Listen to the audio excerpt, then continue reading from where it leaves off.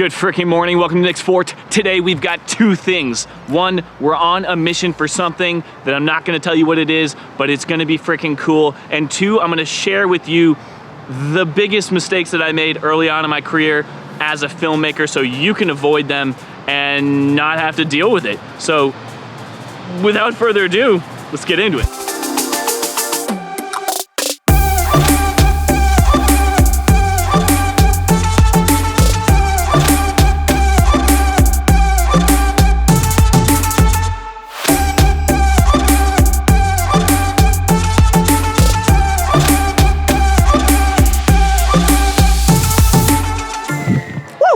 This place is legit. It is real. CCS is a very real place that is very awesome. And I'm so amped to be here. There's literally 1 gajillion boards and trucks and everything you could ever freaking want. And you can put together the ultimate setup.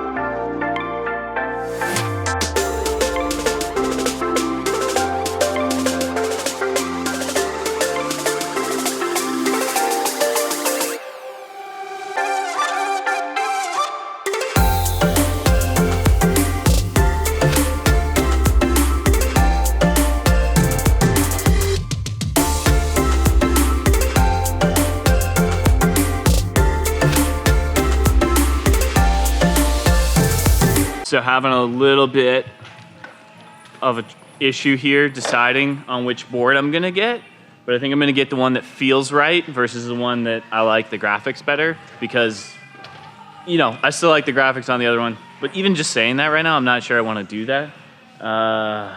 Oh, it's such a hard challenge deciding which radical board to get.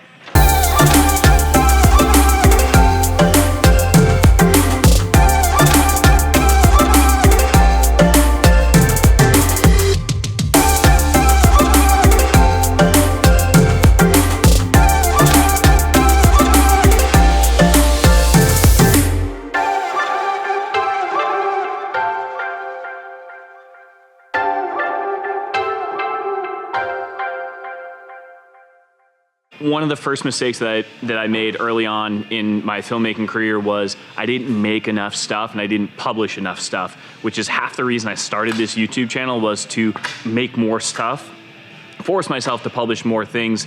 And early on, it's really tough because you might be a perfectionist like myself and you're like, oh, I have to make this perfect, I have to make this perfect, but it's gonna behoove you, gonna be in your best interest to make more stuff and publish more stuff and get feedback and put things out there, because that's gonna force you to get better at it, okay? And just do it, just make some stuff and put it out there, put it out there, put it out there, film, shoot, create, just keep doing it all the time. You have to keep doing it and exercising it. It's like working out. If you wanna get swole AF, you gotta go to the gym all the time. If you wanna be a good filmmaker, you gotta shoot all the time and edit and do all that other cool stuff.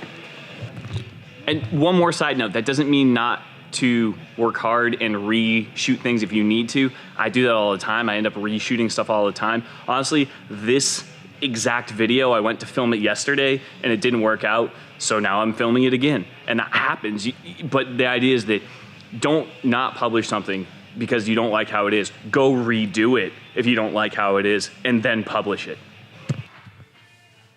The second thing, big mistake that I made early on as a filmmaker was that I had a poor attitude. You gotta have a good attitude. You gotta have a positive attitude. You can't be a dick to people. I was a dick sometimes. Shouldn't have been a dick. You can't think that you're amazing and the best. I thought I was amazing. I thought I was the best. And now, you know, it took a bit of time and you learn it, but like, I'm not the best. And I am gonna be nice. Even if you troll on my video, I'm gonna be nice to you. Try it, but don't try it. Be nice. Also, a second note on that is if you have a good attitude, then you're gonna be open to learning, and the more you learn and the more you study, the better you're gonna get, and that is freaking magic when it comes to filmmaking.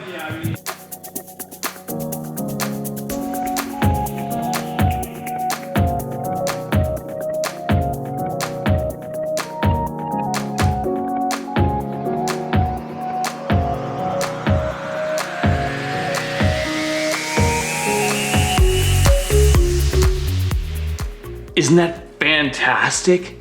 Oh man, I'm so freaking amped on this skateboard. Look at these huge wheels. Look at them spinning. Oh, they're so buttery smooth and clean. And these trucks, oh man. Man, that store CCS was what I thought it was when I was a kid. I walked in there, it was huge. And then you go over to the computer and be like, oh, I wanna look at this kind of board.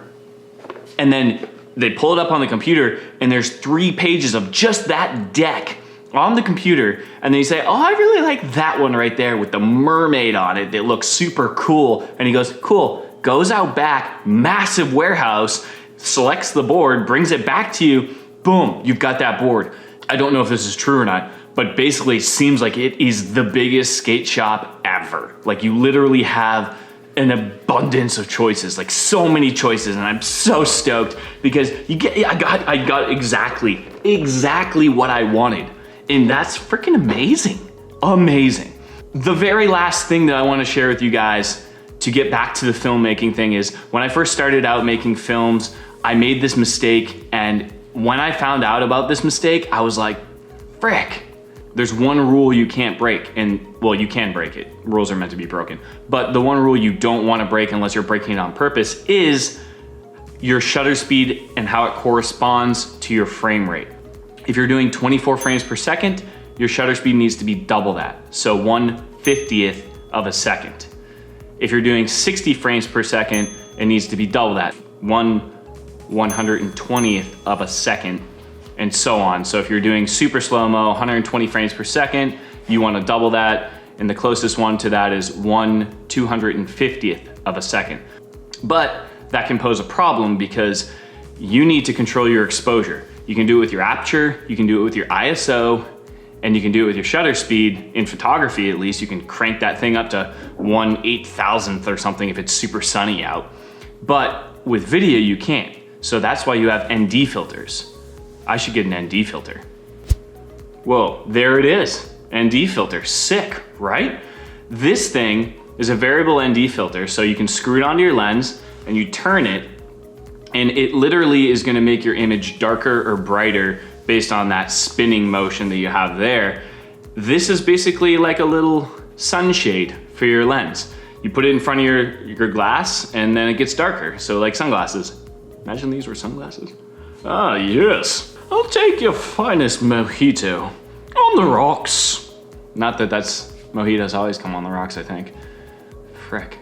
Anyways, you need ND filters to control your exposure properly, okay? So if I'm filming outside, it's super sunny, I've got a fast lens, let's say it goes to like 1.4 f, and you wanna get some shallow depth of field and you don't have an ND filter, well, guess what? You're because you need to make your image darker without adjusting your shutter speed. So you pop an ND filter on, you keep your shutter speed at the appropriate level, and then you get that sick bokeh, boom. So below, I've linked a bunch of different ND filters because you're gonna use these for your mirrorless cameras, for your digital SLRs, for your cinema cameras, for your drones.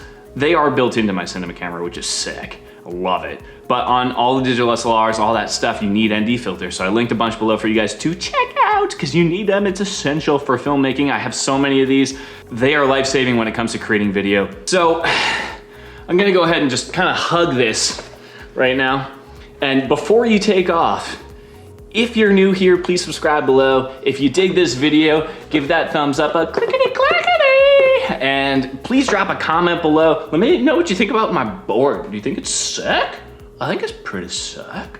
And I'm looking forward to seeing you guys in the next video. Got a ton of cool ideas and a bunch of fun stuff and travel and stuff coming up, so can't wait. And I'll be bringing this bad Larry with me and getting some smooth, buttery gimbal shots. Maybe I'll teach Finn how to ride it. Peace.